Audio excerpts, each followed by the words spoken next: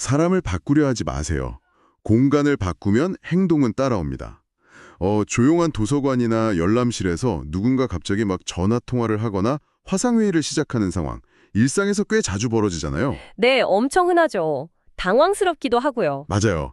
그럴 때 우리는 보통 눈치를 주거나 아니면 아예 통화 금지 같은 규칙을 들이밀게 되는데 오늘 탐구해 볼 내용은 바로 이 쉿 하고 조용히 시키는 단순한 제재가 왜 실패할 수밖에 없는지 그리고 영리한 공간 설계가 이걸 어떻게 해결하는지에 대한 깊이 있는 시간입니다. 네, 보통 소음 문제가 발생하면 흔히 시절을 이용하는 사람들의 예의 부족을 탓하곤 하거든요. 통화는 밖에서 해주세요. 이런 경고문 붙이는 게 아주 대표적인 반응이고요. 그렇죠. 어디 가나 꼭 붙어 있잖아요. 네네. 하지만 그런 억압적인 통제 방식은 사실 현상만 살짝 덮을 뿐이지 근본적인 해결책이 되지 못한다는 게 오늘 다룰 가장 핵심적인 부분입니다. 약간 콸콸 흐르는 물을 그냥 맨손으로 억지로 막으려는 거랑 비슷한 이치네요. 어차피 흘러야 할 물이라면 손으로 막을 게 아니라 그 물이 제대로 빠져나갈 배관을 새로 설치해 주는 게 맞는 방향이겠죠? 아주 정확한 비유예요. 통화소음 문제도 똑같거든요. 현상의 본질은 개인의 잘못이라기보다는 그 통화를 할 별도의 공간이 없다는 설계의 실패에 있는 겁니다. 개인의 탓이 아니라 설계의 실패다. 네, 그렇죠. 그래서 최근에는 규칙으로 사람들의 행동을 억누르는 대신에 그 통화가 허용된 물리적인 배관, 그러니까 이동식 어쿠스틱 폰부스를 도입하는 쪽으로 패러다임이 완전히 변하고 있습니다. 근데 방금 이동식이라고 하셨는데 거기서 살짝 의문이 생기거든요. 이게 바닥이나 벽을 막 부수는 대공사 없이 그냥 당일날 뚝딱 조립하는 가벼운 구조물이란 뜻이잖아요. 네, 맞습니다. 당일 설치가 가능하죠. 그럼 이게 소음 차단이 제대로 될 리가 있을까 싶거든요. 약간 얇은 사무실 파티션 같은 거 새로 두고 그냥 방음된다고 우기는 건 아닐까? 이런 생각도 들고요. 그 지점이 사실 방음 부스에 대해서 가장 많이들 오해하시는 부분이에요. 방음이라고 하면 흔히 우주 공간 같은 완벽한 진공 상태, 그러니까 무음실을 떠올리시잖아요. 그렇죠. 아예 소리가 1도 안 들리는 그런 거요. 네, 근데 도서관이나 공공시설에 필요한 건 그런 무음의 수준이 아니라 현실적인 소음 차단이라는 거죠. 현실적인 소음 차단이요?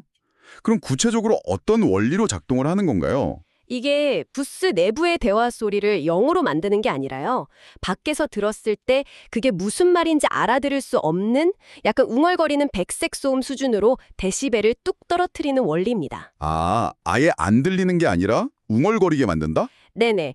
부스 벽면을 구성할 때 다중 레이어를 쓰는데 특히 고밀도 어쿠스틱 패널이라는 게 사람의 목소리 주파수 대역을 집중적으로 흡수하고 또 튕겨내는 물리적 원리를 활용하는 거거든요. 그러니까 완벽한 밀폐로 소리를 지우는 게 아니라 특정 주파수를 타겟팅해서 소리를 뭉겨버리는 거군요. 그러면 공간의 목적에 따라서 들어가는 기술이나 부스 형태도 꽤 달라지겠네요. 그렇죠. 당연히 다릅니다. 만약에 집중도가 극도로 필요한 곳이라면 그 저주파 진동까지 싹 잡아내는 두꺼운 마감재가 들어간 일체형 프리미엄 모델이 쓰이고요. 네네. 반대로 소규모 미팅룸처럼 유연성이 필요한 곳이라면 마치 레고 블록처럼 벽면 패널의 연장에서 크기를 마음대로 확장할 수 있는 오아시스 모델 같은 게 아주 유리하죠. 레고 블록처럼 확장한다? 네. 그리고 만약에 처음 도입하는 거라서 예산이나 이동의 편리함이 가장 최우선이다. 이러면 목소리 차단이라는 기본 기능에만 딱 충실한 유연한 조립형 스탠다드 모델도 훌륭한 대안이 됩니다. 레고 블록처럼 벽을 확장하고 조립한다는 개념이 되게 흥미롭네요. 단순히 가구를 들여놓는 게 아니라 공간 자체를 상황에 맞게 조립하는 느낌이에요. 맞습니다. 공간 활용의 유연성이 엄청 높죠. 근데 가만 생각해보니까 이렇게 꽉 막힌 박스 형태 안에 들어가면 꽤 답답할 것 같거든요. 문을 닫는 순간 공기도 안 통할 것 같고요. 그래서 바로 그 점 때문에 부스를 설치할 때 구조적인 배치만큼이나 중요한 게 전원 연결, 즉 전력 공급입니다.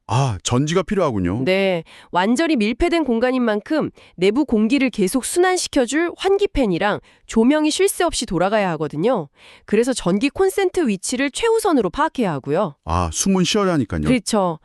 그리고 동시에 비상시에 대피로를 막지 않게끔 사람들의 이동 동선을 아주 치밀하게 계산해서 도입 전에 배치를 설계해야 합니다. 결국 물리적인 환경이랑 동선을 제대로 설계해 두면 굳이 사람들에게 억지로 규칙을 강요하고 얼굴 붉힐 필요가 없어진다는 결론에 도달하네요. 마케팅 전문가 세스 고딘이 이런 말을 했었죠. 사람의 행동을 바꾸려면 시스템을 바꿔야 한다. 이 통찰이 아주 정확히 맞아떨어지는 것 같습니다. 네.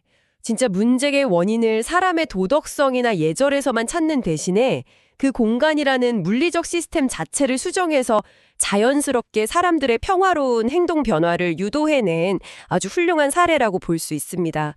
조용한 공간을 유지하는 패러다임이 단순한 통제에서 설계로 진화하고 있는 거죠. 맞습니다. 폰부스 하나가 도서관의 오랜 소음 갈등을 조용히 잠재운 것처럼 말이죠.